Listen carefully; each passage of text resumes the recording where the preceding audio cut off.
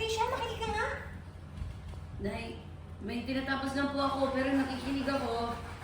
Ay, naku, tigilan mo ako. Nagpupagaling ka pa. Lalandi ka naman dyan.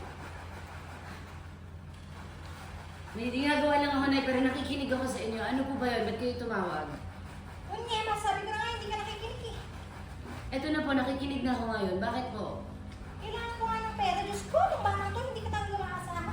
Kakapadala ko lang po sa inyo ng isang linggo, di ba? Aba, ano ba ito na?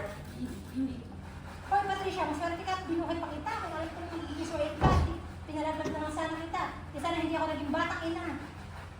Kasi, ang sabihin mo, masarap lang talaga ako. Reaction, reaction. Yan sa camera. Yan naman sino po sa nanay. Hindi, lumalandi doon.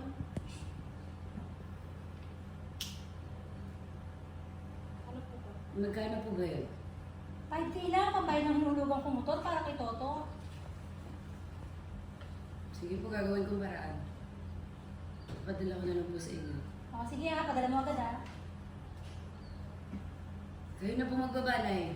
Sige, sige, antayin ko.